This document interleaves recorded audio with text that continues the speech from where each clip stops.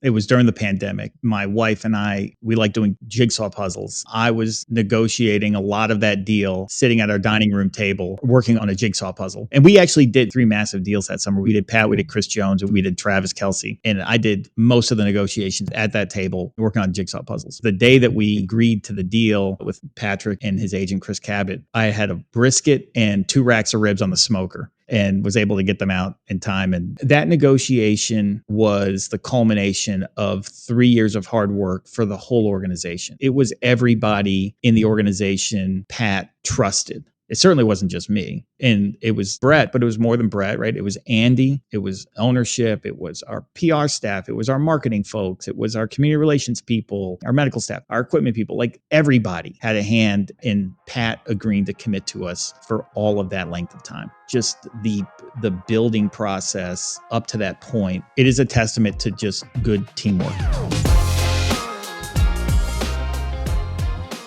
The Field Talk podcast is presented by Roback. If you know me, you know that I am always wearing Roback because it's got the best fit, the best feel. I live in this stuff. It is comfortable. And what I love about Roback is that I'm telling you, every time I head over to the website, roback.com, which is RHOBACK.com, there's new gear. It's head to toe. You want hats, you want polos, you want quarter zips, you want t-shirts, long sleeve t-shirts, shorts, joggers, sweatpants, you name it. There is something for you, men's and women's gear. It is the best. And if you haven't yet, head over to roback.com. Go and enter my name, Field, F-I-E-L-D, for 20% off your first order. That's roback.com, promo code FIELD. There are many paths that you can take within the NFL to eventually reach a seat of prominence in a front office. I first met Brandt Tilis back in 2009 when he got hired to work for the Kansas City Chiefs, somewhere I had been for just a handful of months at that point, to help us with our salary cap negotiations.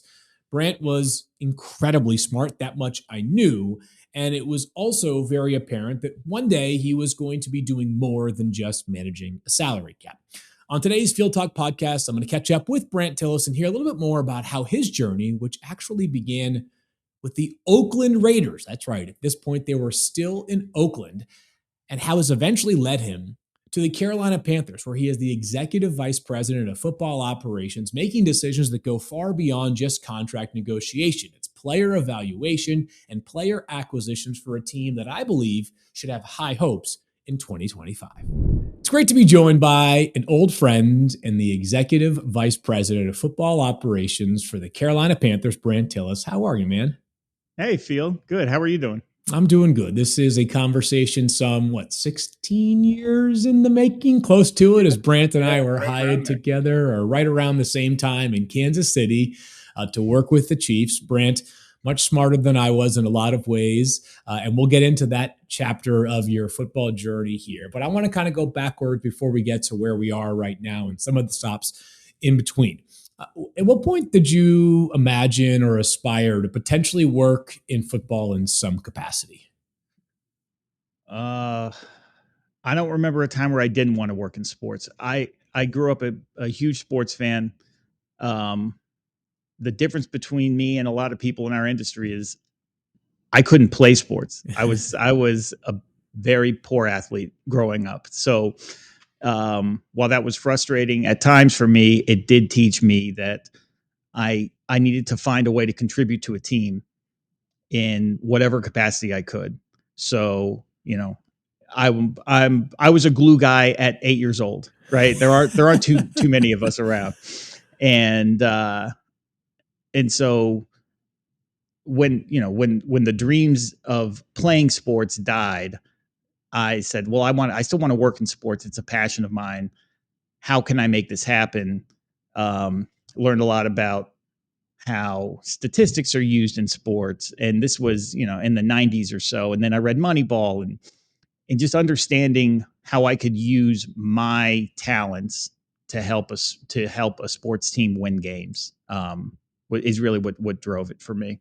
I'm going to get back to Moneyball in a bit because in talking with Will, one of the producers here before the show, he said this Brandt sort of sounds like the Billy Bean of football, which we can dive into in a little bit. I know you're going to be too modest to acknowledge as much. No, but I'm nowhere close to that, but thank you. So you're now at Carolina, 14 years with Kansas City. This is I guess not the start. This is year 2 of Carolina. The season hasn't yet begun. We'll get into this chapter here, but your first official NFL stop is interning with, at the time, the Oakland Raiders. How did that come together? Yeah. And what was sort of the nature of what you were doing with the Raiders back then? Again, like just passionate about sports. I was a freshman in college at the University of Rochester, and I called my uncle and I said, "Hey, you have a friend who works for the Raiders. Do you think he can help me get a summer internship?" And he said, "Sure." He said, "Give him a call." So I called him. His name was Mark Bedane. Mark is actually now the president of the athletics in baseball, and so Mark built the stadium in Vegas. He's helping to build the stadium in the other stadium in Vegas now. So, anyways, Mark, I called Mark, and Mark said, "Okay, so you want an internship?" I said, "Yes." And he said, "Well, it's October. We don't hire these things until May. So call me in May." And I said, "Okay, great." So this is before iPhones or anything. So I just put a note on like a Post-it note on my desk and said, "Call Mark in May." And I did. And they helped me get an internship, and I just did like errands. I just ran errands. I answered phones. The best thing I did in that training camp internship was I got up. I was the first one up every morning to open up the office at training camp and then check the players in for breakfast. So I'm checking in Tim Brown and Jerry Rice and Rich Gannon and Charles Woods. I'm checking all these guys in, and I'm seeing these legends walk by me. And they were some of those guys like Tim and Jerry, they were at the end of their careers, but it was just so interesting to see these people who I'd only seen as players like get eggs and sausage in the morning. Like, so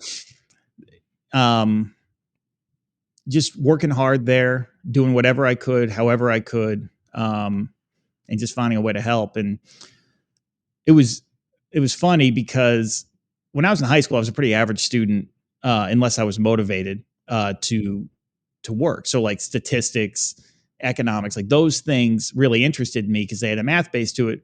But like when it came to reading Faulkner, I might choose to watch a football game instead. So I'm telling my parents about how much I'm working and how much fun this is. And my dad, he's saying like, this doesn't sound like somebody I know. He actually flew out to Napa to be like, "Are you actually working here?" Did he grab at least a glass of wine during for his troubles? Okay, good. Yeah. And so what did he find? He found that clearly you had found something you were passionate about. Mm-hmm. He found, exactly. And that was 3 summers. Is that correct? 3 training camps worth of time with the Raiders? Yep. Sorry. It was 3 summers. It was the summers after my freshman, sophomore, and junior years of college. And every year I'd come back earlier. And my boss there was Pete Caracciolo, Tom's brother. Yep. We worked with together in Kansas City. Yep. Yeah, exactly. Yep. And so I got more to do. Got to learn a little bit about salary cap stuff, how they use statistics, just little bits and pieces. And the team wasn't very good at the time. They weren't winning a lot of games, but it was so interesting to just be so close to the team and to the people there and to really care about them. And it really taught me a great lesson to know that even if a team's not winning, there are still good people there and they still work hard and they're still smart. Sometimes the things just don't line up. Right. And so for me, would it have been great to walk into a dynasty like the Patriots? Like, sure, that would have been cool. But I do think that the lessons I learned there, as far as the performance of the team, were helpful to me for the rest of my career. And eventually you were on the other side of the coin, which we'll get to again in just a little bit. But after your time with the Raiders, you end up graduating from school, University of Rochester, and you get a job at the league office. Was that right out of the gates from school, or was there like a very brief Brandt Tilis chapter where you were like selling insurance that I'm not aware of previously? No, That was it. I interviewed for a consulting job out of college. Didn't get it. And they told me afterwards, they said, it's very clear that you just want to work in football. And so, yeah. So again, the Raiders, Mark and that crew there helped me get in with the league office. And I worked at Management Council. I interned there for a year, and the interview for my internship was very interesting. I talked to a woman named Carol Constantine, and Carol, she had one question for me in the interview. She said, "How do you feel about living in New York and making no money?" And I said, "Sounds like a perfect job for me." And she said, "Great, you're hired." I'm like, okay, cool. So, went out there. I started in July of 07, and again, just like in Oakland, just show up to work and find a way to be useful and learn as much as I could. And so that was learning how contracts were submitted, learning what was in contracts. It wasn't just the numbers, the language mattered. How do you reconcile the salary cap? What are the rules of the salary cap? And so I was an hourly worker there, and they were pretty strict about overtime. And this is 2007, so like there weren't a whole lot of laptops going around, so people weren't really taking work home with them. And so I wanted to learn as much as I could, but I would also be told to leave the office at 5:30 because they didn't want to pay me anymore. So I would come home. Remember, I had no money. So I would just come home and I would read the CBA. I would learn as much as I could. I would, all right, this week I'm going to learn, Article 14, whatever that may have been at the time. And, I'm going to learn the Dion rule. I'm going to learn this. I'm going to learn that. And so I was just able to learn so much just with the idle time that I had. And then I also had great mentorship there. My first week of work there was one person that was not in the office, and it was a woman named Dawn Aponte. And Dawn, she was on vacation with her family. It was July, and so I met everybody. I got kind of a feel for who everyone is. I'm like, who's this Dawn lady? She's not even in the office. And if anyone knows anything about Dawn, that's not like her. She's a worker. Yep. And so Dawn got back to the office the next week, and that I was sitting right outside of her office. And that first day, I didn't say a word to her. Like, I had a thing there. I wanted to keep my head down, work, stay out of people's way. So I wasn't going to go in, introduce myself, like none of that. I was just going to work. So we said nothing to each other all day. The next day, she came by my desk and she said, "I like you because you don't talk to me." And so from there, like a great mentorship and a great friendship began. And she was so helpful to me at the league office, teaching me how teams think about these things, how teams think about contracts, about managing the cap, about contract negotiations. And so having her as a resource was tremendous. For those that maybe don't know Dawn's standing within the league office, for those that watch the draft as well, you of course know that Roger Goodell announces the picks on days 1 and 2 of the draft, and then it's basically the Dawn show for much of day 3. So she is very, very well regarded within the league and amongst teams as well. And I'm imagining she helped put you on the radar of the Kansas City Chiefs, because you and I end up in 2009 in Kansas City, Missouri, not where either one of us grew up, not a place I think either one of us was particularly familiar with. But was it your experience both with the Raiders and the league that helped crystallize for you that you wanted to be on the team side? Or did you view the league as kind of a means to an end? Like, I'm going to go work for the league for as long as I could while keeping my eyes open for opportunities to go work with the team. I knew immediately upon getting to the league that I wanted to be back at a team. I'm competitive by nature. I like to win. I like to compete. And those are juices that are missing at the league office when you're working there. There are there are a lot of good things about working at the league office. You can see how all 32 teams work. It is a good networking opportunity. Um, you know, if you're depending on what side of the business you're in, right? If you're in marketing, like that, the league office is truly the pinnacle of where you want to be. If you're working in football operations or salary cap or whatever, there is a drawback to working at the league office that if you want to try to compete, to try to win, to like for me, I always wanted to win a Super Bowl.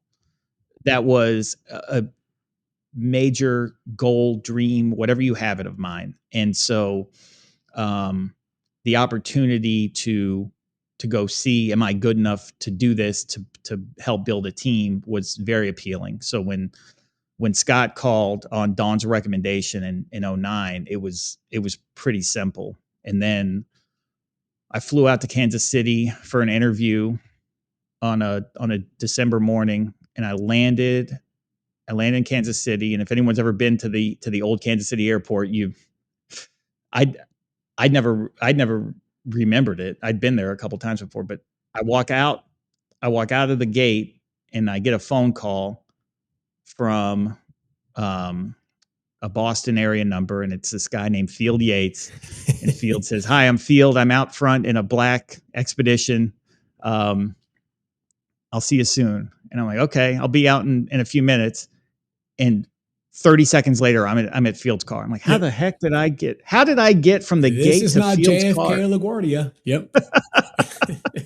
It's funny. My first impressions, I remember picking you up and bringing you in. And I mean, at that point, a lot of my life was spent in the car. I was a scouting assistant where we did things like facilitate and pick up players who were coming in on free agent visits or workouts, and bringing them to the doctors for their physicals, and then to the hotel, and then escorted them to the facility the following day. But I remember thinking to myself, I don't know Brandt very well other than this 30 or so minute drive from the airport to the facility.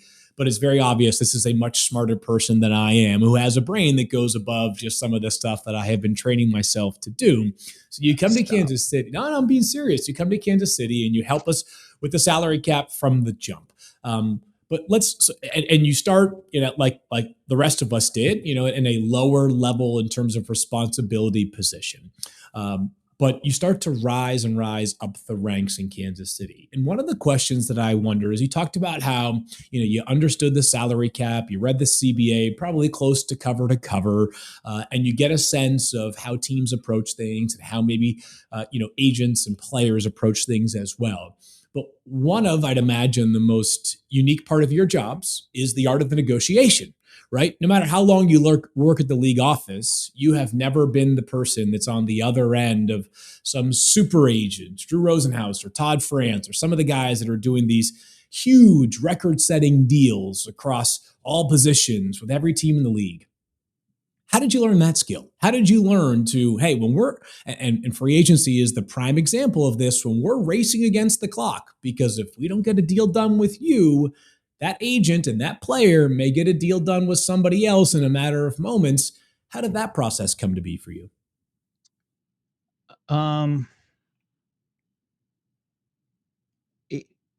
Just by observing, learning from others. So when we were together in Kansas City, right, we had Scott, and seeing how Scott operated and the way he thought, right? We had Tripp was doing a lot of the negotiations, seeing how he operated. And really for me, I was able to see how those guys did things.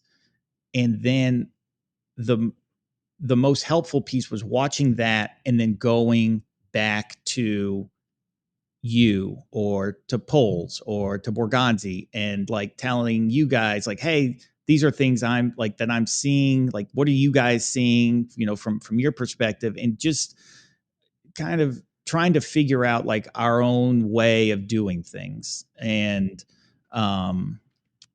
then on top of that, like just trying out whatever I thought would work and seeing if it was helpful. Like, did this work? Did this fail? And having the freedom to fail at low stakes and learning from it, I think was incredibly helpful to me. Like my first negotiation was with for a player named Sabby Piscatelli, Yep. and Scott said to offer him essentially um, the least amount of a deal that we could offer. And so I called his agent, and I think it was Sean Kiernan, and Sean said, "You're offering me the worst possible deal you could. Why would I sign this right now?" And I said, "Because this is what we're offering, and he can come play for the Chiefs."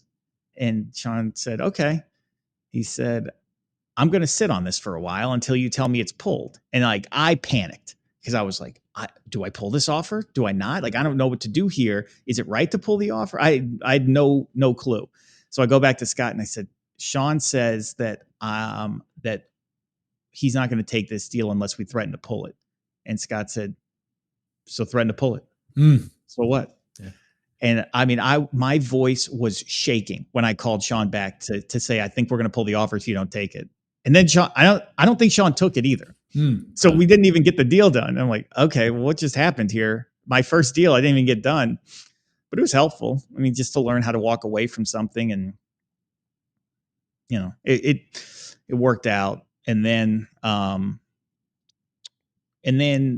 after Scott left, John Dorsey came in, and there was a new way of doing things with him and Andy, and learning from that. And then the other thing too is the beauty of our industry is it's so public. So not only can I see things that we did well or didn't do well, I can learn from what other teams have done well and not done well. And I found that learning from other people's mistakes is incredibly beneficial, and has been a big resource for me.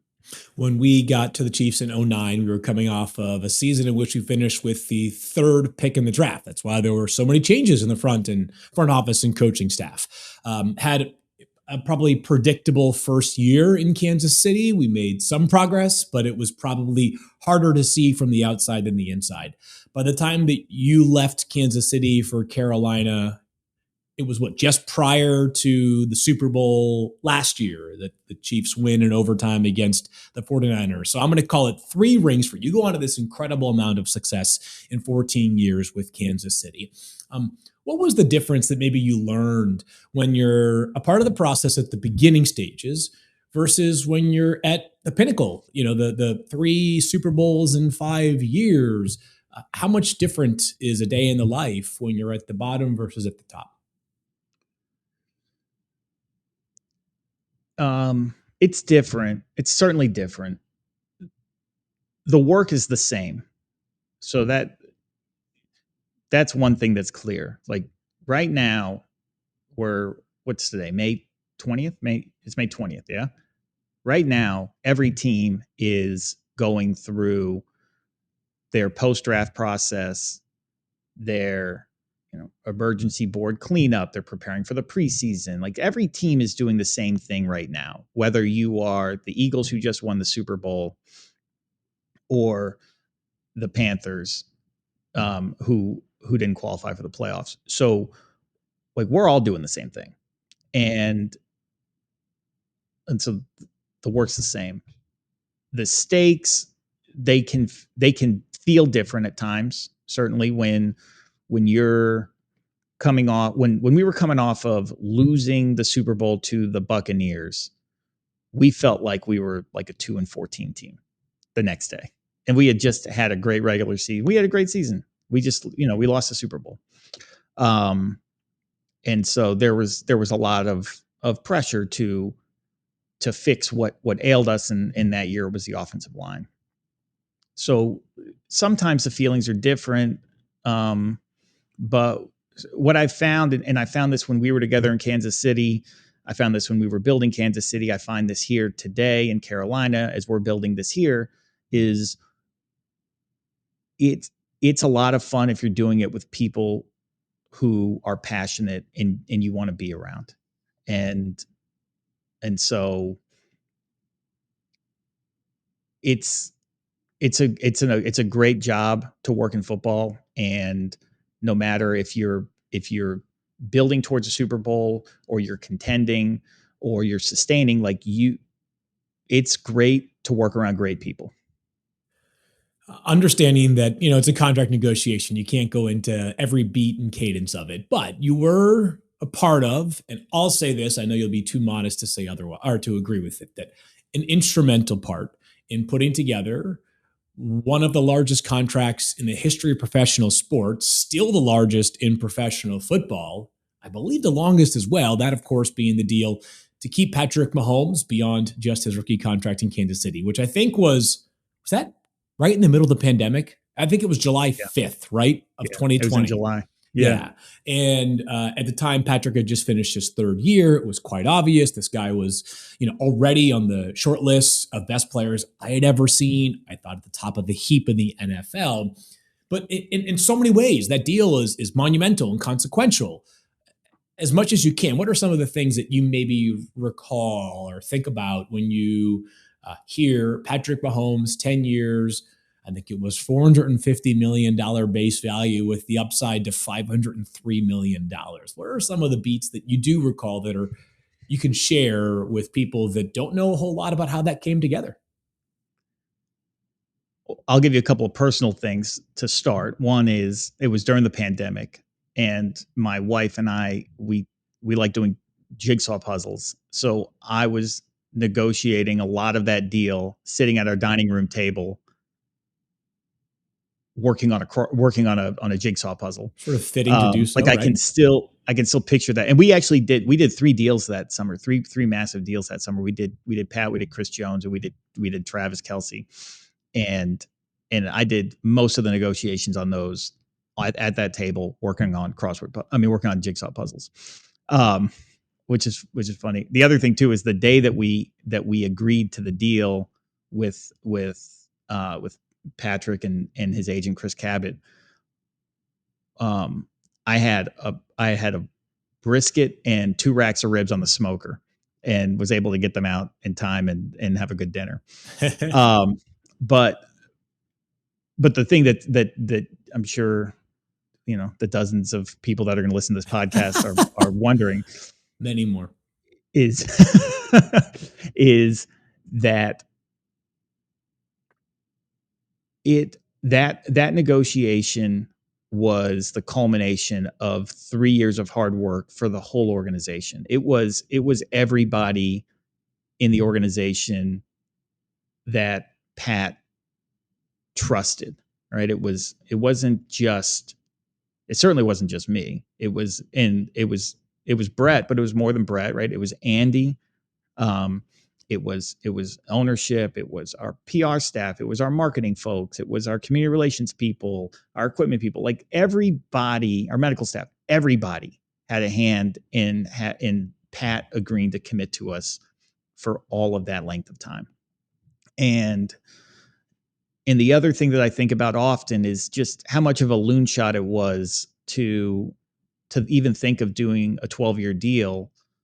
But at the time, when we drafted Pat, Brett became GM, and the first conversation we had was, hey, everything we do right now should be geared towards us committing to Pat 3 years after he signs. And that was before we knew what he was. We had hopes, but that was before we knew. And then once we knew, it was like, okay, we don't want to just win one Super Bowl. Like, we want a dynasty. So what does a dynasty look like, and how do we get there? And so we were able to map it out as a group. It was obviously Brett and Andy, but I mean, we had so many people there, right? We had Poles, we had Borgonzi, we had Chris Shea, like so many people had a hand in just the building process of up to that point, that it is a testament to just good teamwork. So I know that much of the conversation has been perhaps focused here on salary cap and contract negotiation. But along the way, you take on a lot more responsibility than just that. That's one of the reasons why you're now the EVP of football operations for the Carolina Panthers. And put in maybe more layman's terms, you are part of the cabinet of decision makers at the very top of the organization's level on not like who to pay and how much, but all things. Who are we drafting with the eighth overall selection? Who are we signing in free agency? How did you pick up some of the other parts of that decision making? It's being able to scout players capably. It's being able to understand team building. And when you hire a new head coach, as you guys did last offseason, and Dave Canales, it's identifying the scheme that he plays and the kind of players that fit within that scheme. What was the process like to kind of add more to your repertoire that went beyond some of your initial duties in Kansas City of managing the cap?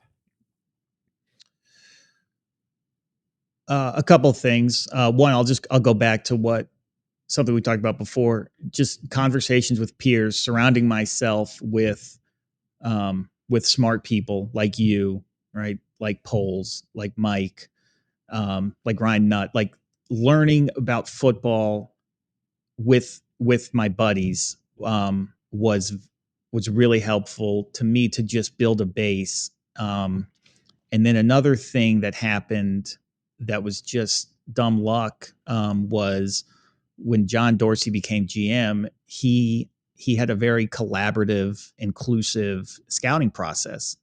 So I was able to sit in the draft room with him, and others. Like our staff in Kansas City was loaded. Like I was actually thinking about this before we got onto the recording here. Just it was John.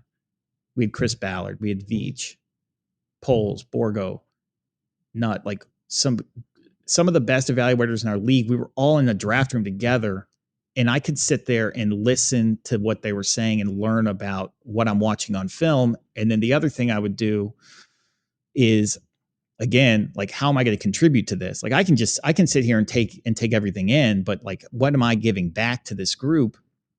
And I'm very math oriented, very data oriented. So, okay, let me dig into this data that we have. We have combine data, we have measurable data, we have scouting data. Like we have all this data. How can we use this data to match up what everyone in this room is saying and make ourselves more efficient and find inefficiencies as well? So, it just culture and just being around people who I liked, who are passionate about what they did. So, as you know, and I'm saying this matter of factly, I'm not opining on it. There are a lot of people that work in NFL front offices, some at the very top of the heap, that are, for lack of a better term, old school football guys, right? People who say, trust the tape, your eyes, the eye in the sky never lies, and, numbers can go kick rocks. What's been the process for you to kind of get people to understand some of the value in the analytical work that you are bringing to the table, and trying to identify market inefficiencies or gain edges around the margins, or perhaps make fundamental changes to the way that you evaluate players? I don't know that I've ever made fundamental changes. I think what I've exhibited to our old school football guys, whether it's at the Chiefs or at the Panthers, is a combination of curiosity and conviction. So how can I dig into what people are saying, to what's going on around us, and also be convicted about what I believe? And I think that duality is respected by the old school football people, and probably by people in general, across any industry. Is just, how can we learn more? And then when it comes time to make a decision or to take a stand, hold it strong. So, a couple more questions here. So, I want to be mindful of the time, as I know you've got more important things to do than yuck it up with your old pal from Kansas City. But as you guys continue to experience a lot of success in Kansas City, your name started to appear on the radar of other teams who are looking to add to their decision makers and have opportunities to take on more responsibility than you had in Kansas City and take on different challenges. How did you know it was time, or what was it about the Panthers that drew you away from what was inarguably, at least to me, the best situation in the NFL from a team success standpoint. When the Chiefs win only 12 games this a season, people frown. What has happened to the Chiefs? Other teams, that is a goal they would love to reach. So what made you say this is the right place? There was a lot there. So growing up, I would play Madden a lot. Yeah. This is actually gonna go somewhere. So didn't have to. But I would play Madden, and I wouldn't just like play games. I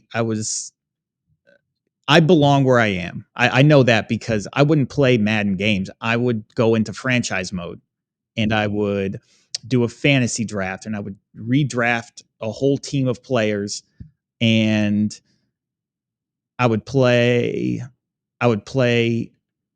just the off season, and then I would simulate the actual season and then go back into the off season and just keep on going.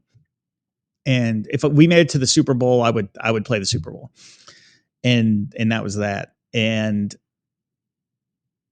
after about 10 or 12 seasons worth of playing, I'd be like, okay, I'm bored. I want to start over. I want to rebuild. And just being a sports fan, I love dynasties.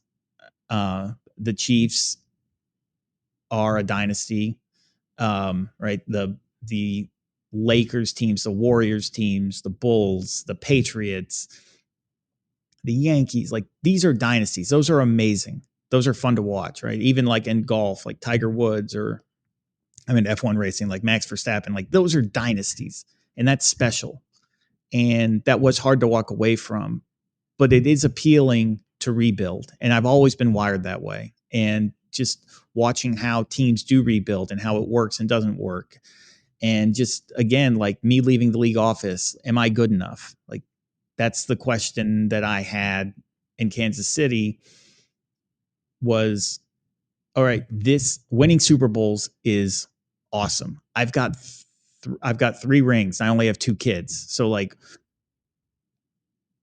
the Chiefs are going to be fine without me. Can I build something great or be a part of building something great here in Carolina? And there was a personal piece to this too, which is my wife's from DC. My parents are from Atlanta. We have said coming out of COVID that we needed to spend more time with family, be more mindful of our family. Living in Kansas City, as you know, is a great place to raise kids. If you're from there, it's amazing. If you're not from there, it's challenging to raise a family without family around. And I grew up an hour and a half drive from my grandparents. We wanted the same level of connectivity for our kids. So, it became very appealing when Carolina approached me as the potential to rebuild and the potential to be closer to family. I can relate to the family part, and I can speak to the rebuild part. I remember last year down the stretch. These are my words. You can agree, you can disagree. You don't have to react at all. But there were a lot of teams that were sort of struggling to the finish line last year. But amongst the teams that were picking in the top 10 this past season, it felt like one was different than the rest. There was one where it was, hey, the cumulative talent needed to win a ton of football games may not have quite been there yet, but how many teams punched above their weight in the top 10? And there was clearly one that did, and that was the Carolina Panthers. So I have no doubt that something special is brewing right now in Carolina. We'll end here. I believe it. We'll end here, Brandt. You've had a fascinating football journey, again, from interning with the Oakland Raiders to now being amongst the power players for the Carolina Panthers. Is there a lesson or lessons that you maybe feel like have been most poignant that you've learned during your 20-year football career? Oh, when you say 20, that's I don't mean to age you. That was my bad. I went to my 20-year high school reunion a couple weeks ago, and that was a slap. It felt like a metaphorical slap in the face.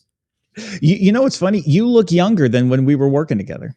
Thank you. You are welcome back anytime you want in this year program.